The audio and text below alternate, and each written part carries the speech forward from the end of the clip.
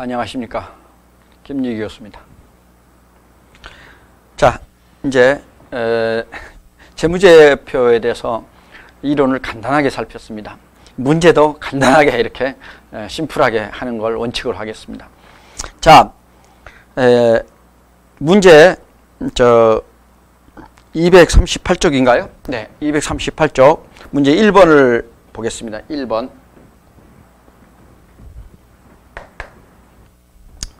다음 기업회계 기준상 재무제표의 기본 구조를 설명한 내용이다. 틀린 것은 그랬어요.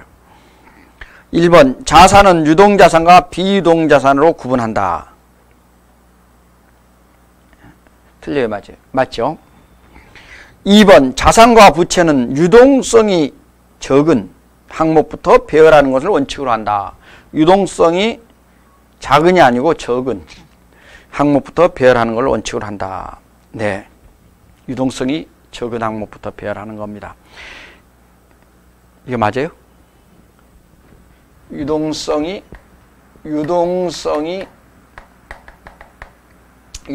많은 것부터, 적은 것이 아니고 많은 것, 유동성이 많은 것부터 하는 겁니다. 그래서 이 적은을 유동자산이 적은 항목부터 배열하는 걸 원칙으로 한다가 아니라 많은 항목부터 배열하는 걸 원칙으로 한다.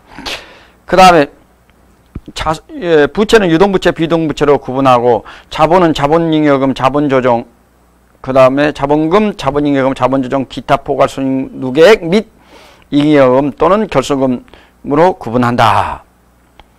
이렇게 처리하면 되겠습니다. 그 다음에 3번 보실까요? 3번. 자, 각 재무제표의 명칭과 함께 기재할 사항으로 틀린 것은 그랬어요. 자, 4번인데요. 왜 틀리냐? 기업명, 보고기간 종료일, 3. 금액단위. 사안은 기능통화입니다. 사안은 이제 기능통화라는데요. 기능통화가 뭐예요? 이런 것은 그냥 우리는 이제 우리가 보통 금액 단위를 쓰지 기능통화를 뭐 미국어 이렇게 이런 것을 하는 것이 아니고, 이제 우리나라 기능통화는 잘 보셔야 됩니다. 제가 이제 설명을 드려요. 이런 용어는 여러분이 기능통화라는 용어를 잘 경제학에서 나오는 건데요. 이건 보고통화가 있고요. 우리가 보고통화가, 기능통화는 보고통화가 있고, 또 하나는 뭐냐면은 금액 단위가 있습니다. 이제 기능통화에는 금액 단위를 얘기할 때, 우리는 이제 금액 단위 하면 원이잖아요.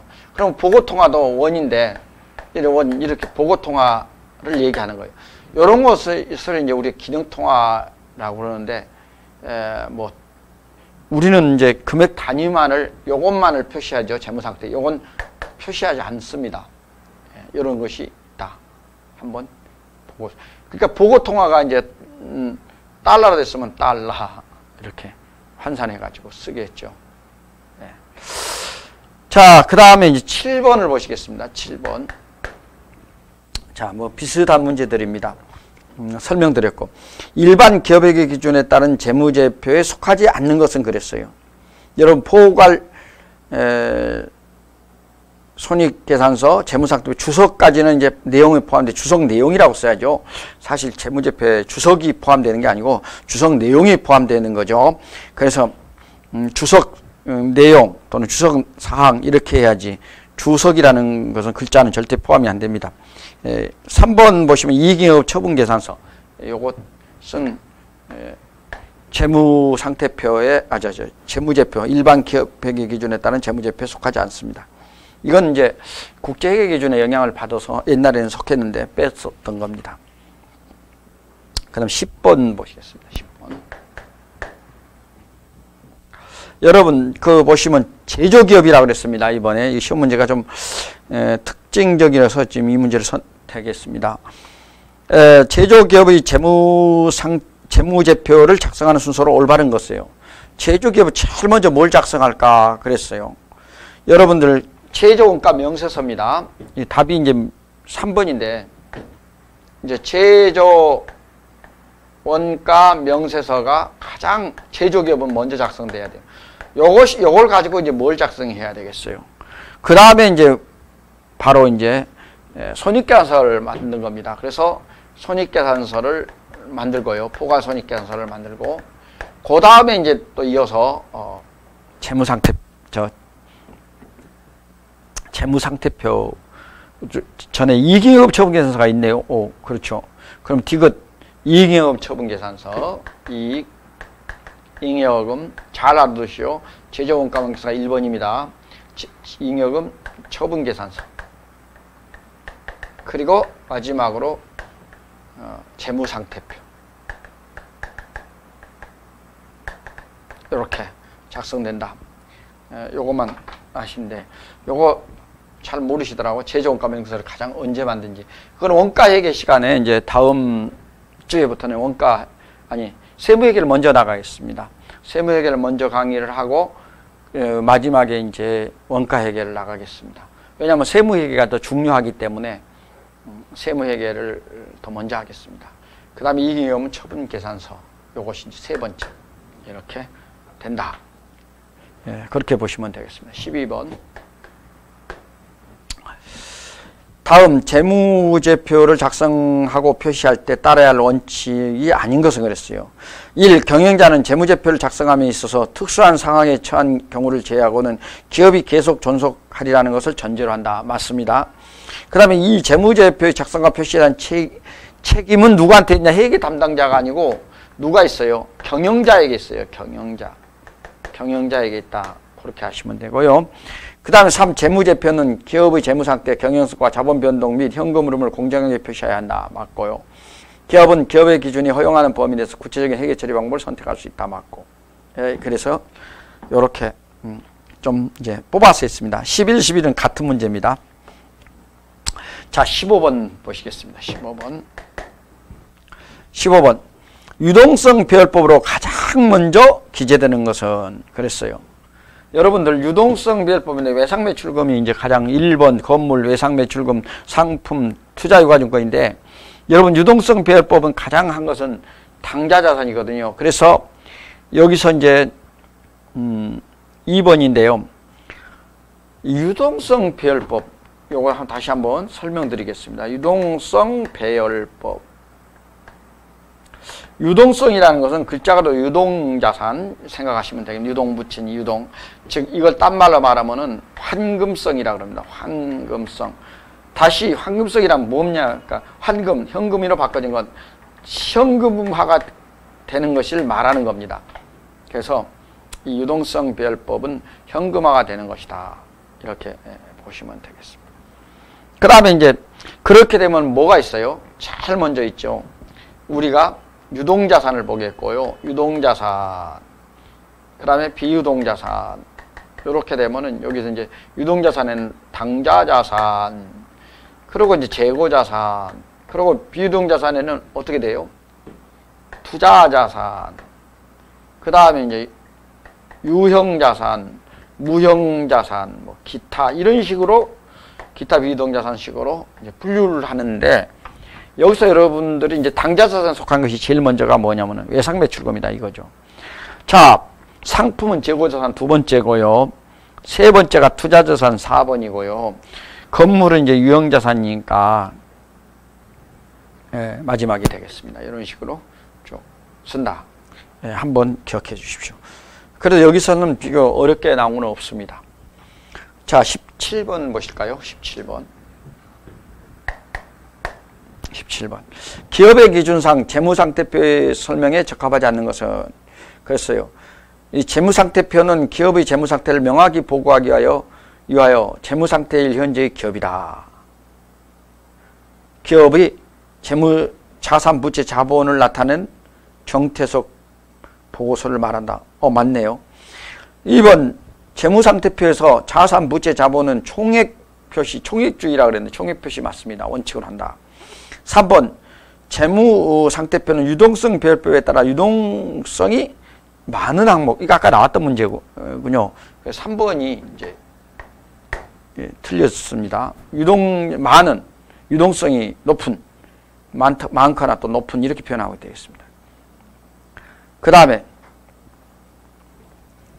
4번 기업의 기준상 재무상태표의 작성 방법에는 보고식과 개정식이 있다. 그렇게 맞네요.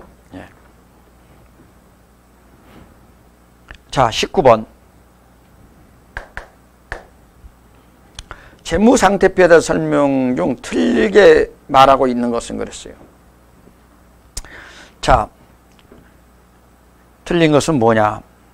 1번 보시겠습니다. 재무상태표는 일정 시점이에요. 일정 시점. 일정 기간이 아니고 일정 시점. 기업의 재무상태, 경영성과가 아니라 재무상태.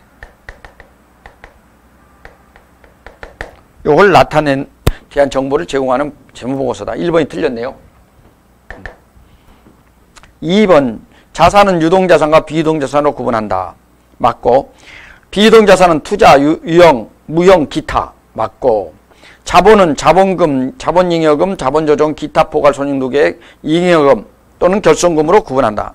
이것도 이제 앞에 나왔던 문제를 좀 섞어서, 그런 이 문제를 다 꼭 좀 풀어보시라는 게, 여러분들 여기서 공부를 이제 오늘이 이제 그 소위 말하는 재무회계가 다 끝나는 그런 시간입니다. 쭉 문제를 풀어보시면 어떤 느낌이 들었어요? 이쪽 몇 개 뽑아서 저쪽 몇 개 뽑아서 또 출제하고 또 이쪽 뽑아서 출제하고 또 이런 형태로 냈던 것을 저런 형태로 내고 이렇게 해서 뱅글뱅글 돌리고 있지 않습니까? 출제할 게 없다는 거예요. 제가 10년 문제를 갖다가 10년이 넘는 문제 한 10, 여기에 10, 중복된 것 좀 많이 뺐습니다만 그래도 중복이 자꾸 되잖아요. 그러니까 문제를 좀 이렇게 풀어보시는 게 좋아요. 이 문제 사실은 문제가 그렇게 많이 풀 게 없습니다. 몇 개 풀면 됩니다. 계산 문제는 뭐 항상 숫자 바꿔서 또 약한씩 돌려서 냈기 때문에 공부하시면 됩니다. 자, 여러분 19번 하셨고 22번 이제 손익계산서를 보겠습니다. 포괄 손익계산서의 설명으로 틀린 것은 그랬어요. 1번 일정한 기간 동안 경영성과 정보를 제공한다. 맞습니다. 2번 수익과 비용은 무슨 액을 보고하는 원칙으로 한다? 순액이 아니고 2번 틀렸네요. 순액이 아니고 무엇나? 총액을 표시함을 원칙으로 한다. 3번 판매비와 관리비는 당해 비용을 표시하는 적절한 항목으로 구분하여 표시하거나 일괄 표시할 수 있다. 맞고, 영업손익은 총 매출 손익에서 매출 총 손익에서 판매비와 관리비를 차감하여 산출한다. 그렇죠. 여기서 이제 매출 총 손익에서 판매비와 관리비를 빼는 겁니다. 그러면 뭐가 나와요? 영업 손익이 나오겠죠. 그래서 거기서 영업의 수익을 더하고 영업의 비용을 빼주면 되겠습니다. 자, 25번. 기업회계 기준에서 포괄 손익계산서의 작성 기준으로 틀린 것은 그랬어요. 여러분들 그 포괄 손익계산 작성 기준으로 틀린 것은 그랬는데 여러분 그 보시면 이제 하나하나 틀린 작성 기준으로 틀린 것은 그랬는데 뭘 나타내는 거냐 한번 해서 이 문제를 이제 뽑았어요. 1번 수익과 비용은 그것이 발생한 기간에 정당하도록 배분 처리한다. 이것이 이제 뭘 나타내? 1번은 정답이 아니고 이제 지금 1번은 뭘 나타내냐면 수익 비용의 대응입니다. 수익 비용의 대응. 이걸 지금 말로 설명한 거예요. 조금 이제 25번이 좋다는 게 이렇게 말로 이렇게 풀어놨다는 것이 좋죠. 내용을 총액주의 이렇게 묻지 않고 총액주의가 뭔가 이렇게 한 거예요. 수익과 2번 수익과 총액은 총액에 의하여 기재함으로 추론한다. 이게 총액 표시 또는 총액주의. 자, 총액주의, 총액 표시. 이걸 설명을 했고요. 3번 수익은 실현 시기를 기준으로 한다. 실현주의를 얘기했어요. 실현주의. 여러분 실현주의하고 이제 발생 시점을 기준으로 한다면은 이제 발생주의 이렇게 나오면 됩니다. 실현주의, 발생주의. 이거 왜 이렇게 주의 이렇게 했냐면 이게 사상이란 뜻은 아니고 옛날에는요 이런 게 나왔을 때 여러분 알지만은 우리나라가 공산주의 해가지고 막 이념이 갈등이 될 때 이런 때 회계가 들어와서 이런 표현을 주의 표현을 많이 썼던 시대가 있었습니다. 제가 어렸을 때 공부를 하는데 그런 얘기를 교수님으로부터 많이 들었어요. 예. 예, 그래서 이런 그 시대, 우리나라가 6.25 전쟁 끝나고 말이죠. 사실 우리 핵의학의 발전이 그전에는 뭐 해방 위에는 북이 한 상급 그 정도만 해도 뭐 취직 다 되고 막 그랬습니다. 지금은 북이 뭐 핵의 1급 따도 취업이 잘 안 되잖아요. 그러면 북이 1급 정도 되면 전산세무보다 더 어렵죠. 1급이 있어 어렵습니다. 왜냐면 지금 시험은 컴퓨터가 해주기 때문에 실제 어려운 게 없어요. 옛날 손으로 다 주판 튀겨가지고 나왔어요. 얼마나 시간과 싸움, 또 주판을 잘 해야만 사람이 시간을 단축시켜서 시험을 잘 봤어요. 그런 시절이 있었습니다. 자, 여러분들 4번은 뭘 설명하냐. 미실현 수익은 틀린 말을 잡으네. 4번이 정답인데요. 예. 단기 손익에 산입함을 한다. 여러분 미실현 수익은 제외합니다. 미실현 수익은 이건 제외시켜요. 제외. 왜 그럴까요? 미자 들어갔죠? 미결산 또 미결산도 같은 얘기입니다. 이런 건 미자 들어간 것은 실현되지 않은 수익은 제외시킵니다. 또 아까 말씀드렸잖아요. 가 들어가는 가지급금, 가수금, 이 가자 들어가는 가수금, 가지급금. 이건 임시계정이죠. 임시계정도 제외시키고 꼭 기억해 놓으십시오. 자, 이제 26번. 그리고 26번인가요?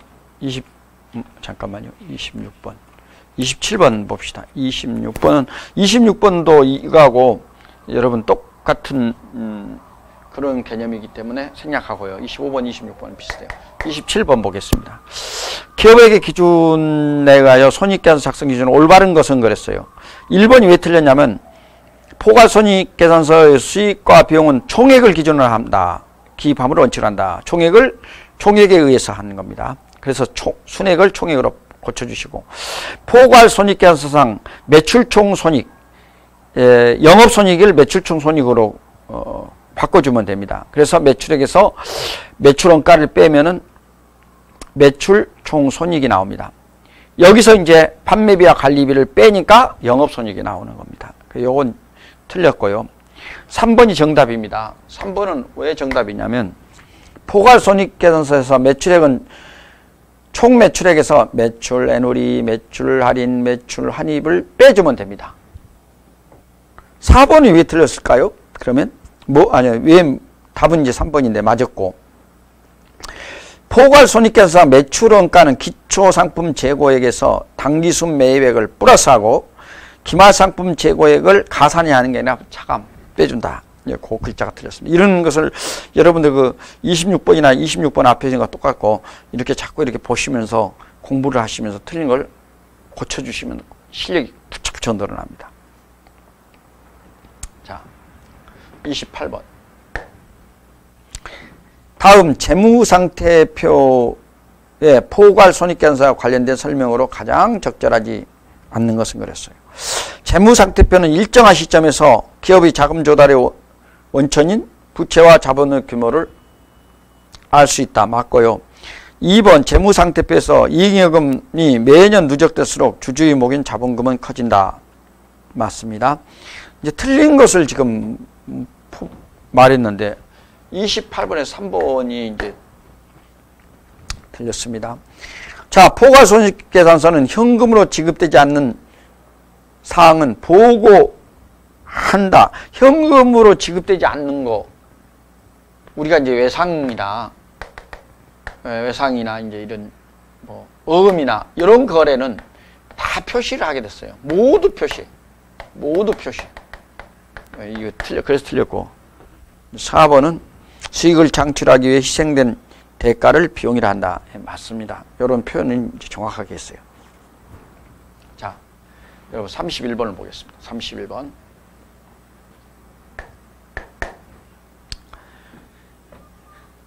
다음 중 이익잉여금 처분계산서에서 나타나지 않는 항목은 그랬어요. 요것은 이익잉여금이라고 그러죠. 예, 자본잉여금은요, 자본잉여금은 안 나타납니다. 그래서 답은 4번인데, 예, 자본잉여금은, 자, 복습 한번 할까요? 자본잉여금은 뭐 있어요? 우선 주식발행 초과금이 있어요. 배웠죠? 주식발행 초과금. 이거 외워야 됩니다. 감자 차익. 그 다음에 이제 자기 주식 3개밖에 없어요. 처분이익.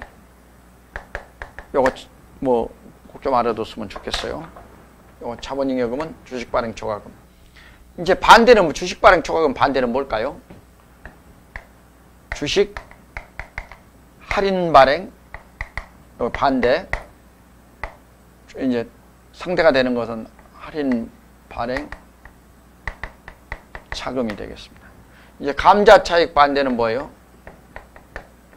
감자 차손. 그리고 주식 할인 발행, 주식 자기 주식 처분 이익은 자기 주식 처분 손실이 되겠죠. 예? 손실. 이런 식으로 반대되는 개정 과목입니다. 그러면 여기서 이제 하나 물어보겠어요. 주식 할인 발행 차금이나 감자 차익은 어디에 들어갈까요?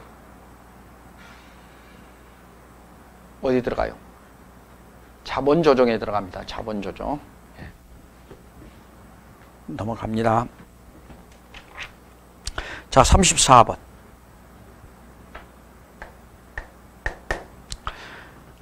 이제 이거 순서를 묻는 거라서 한번 선정해 봤습니다. 자, 기업의 기준상 결손금 처리 순서가 맞는 것은 그랬어요. 여러분 이거 거꾸로 있잖아요. 이렇게 잘 보십시오. 밑에서부터 이렇게 위로 올라갑니다. 밑에서부터. 그러니까 이익잉여금 처분 계산서를 제일 먼저, 이익잉여금을 제일 먼저 하고요. 이익잉여금에서 이제 어떤 거 했어요? 임의적립금, 당기순이익을 제일 먼저 합니다. 사실은. 근데 안 나타났겠죠. 당기순이익 제일 밑에 있거든요. 그 다음에 이제 임의적립금을 하고, 그러면 임의적립금 1번이 제일 먼저 나오죠. 임의적립금. 그 다음에 두 번째 이제 기타 법정 적립금이 있으면요. 기타 법정 적립금이 이제 한 가지밖에 없는데, 그 기타 법정 적립금이 있으면 이제 고놈 두 번째 나오고, 그 위에가 이제 이익준비금이거든요. 세 번째. 그리고 이제 자본잉여금, 그 위에가 이제 자본금, 마지막에 가서는 자본금까지 이제 결손금을 하면은 처리한다는 그런 겁니다. 그래서 34번에 1번이에요. 35번. 결손금 처리 순서로 맞는 것은 그랬어요. 이번에 이제 결손금을 처리하는 순서로. 위에 34번하고 35번이 같은 겁니다. 그러면 이제 일단 첫째 뭐라 그랬어요? 임의적립금, 당기순이익이 없으니까 순이익이 결손금 났으니까 없겠죠. 그러면 이제 임의적립금 이거 있고요. 그 다음에 이제 기타 법정적립금이 하나 있어요. 기타 법정적립금이 여러분 잘 안 들어봤을 겁니다. 기타 법정적립금은 뭐가 있습니까? 라고 질문을 하면은 저도 찾아봤어요. 옛날에는 뭐 2개도 있고 그랬었는데 요즘에 없어졌다가 이제 딱 옛날에 그 재무구조 개선 적립금이 있다가 없어졌거든요. 그 선물거래 책임준비금이라고 하나 기억해 놓으십시오. 선물거래 책임준비금. 그래서 이제 1번이 이제 정답인데, 그 다음에 이익준비금, 자본잉여금은 이렇게 된 거 있습니다. 이런 식으로. 요거 선물거래 책임준비. 시험에 안 나와요. 이거 안 나오는데, 그래도 혹시 하도 책에 없어서 한번 여러분한테 기억하라고 알려드립니다. 부재표를 통해 제공되는 정보에 관한 설명 중 올바르지 않는 것은 화폐 단위로 측정된 정보를 주로 제공한다. 맞고, 특정 기업 실체에 관한 정보를 제공하며 산업 또는 경제 전반에 관한 정보를 제공하지 않는다. 좀 안 낳는다 하니까 맞겠죠. 좀 허황된 말 같죠. 그죠? 3번, 대부분 과거에 발생한 거래나 사건에 대한 정보를 나타내고, 근데 왜 4번이 틀렸냐? 추정에 의한 공정치는, 추정에 의한 측정치, 측정치는 좀 어려운 이 문제예요. 이건 사실은 여러분들, 이 문제가 좀 어려워서 선정했는데, 추정에 의한 측정치는 포함하지 않는다. 이게 이제 4번인데, 이 측정치는 사실 측정치인데, 이것은 재무제표에 관한 정보를 포함시킵니다. 이것은 포함시킨다. 요거는 꼭 좀 기억해 놓으십시오. 거기 추정에 의한 측정치를 포함하고 있다 해가지고 재무회계 개념 문단에 나오는 것을 이제 하나의 좀 어려운 문제를 하나 지워 이렇게 넣어놨습니다. 이 문제가 좀 어려워서 했습니다. 자, 38번 마지막 문제. 재무제표에 대한 설명으로 잘못된 것은 그랬어요. 현금 흐름표는 영업활동, 투자활동, 재무활동으로 인한 현금 흐름을 구분하여 표시한다. 맞고, 손익계산서는 일정한 기간 동안 경영성과에 대한 정보를 제공한다. 맞고, 이게 이제 전체를 잘 나타냈기 때문에 이 문제를 선정했는데요. 재무상태표, 손익계산서, 현금 흐름표, 이익잉여금 처분계산서가 아닙니다.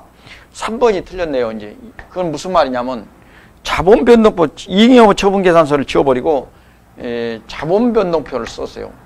자본변동표. 이익잉여금 처분계산서가 아니고 자본변동표로 구분하며 주석 내용을 포함한다. 주석은 우발적 상황과 같이 재무제표에 인식되지 않는 항목에 추가 정보를 포함해야 한다. 그랬어요. 이렇게 보시면 되겠습니다. 자, 여러분 여기까지 해서 우리 문제를 다 풀었습니다. 여러분 잠시 쉬었다가 한 10분 정도 할애해서 마지막 단원인 전표 해결에서 가볍게 10분만 설명드리겠습니다. 자, 여러분 수고하셨습니다.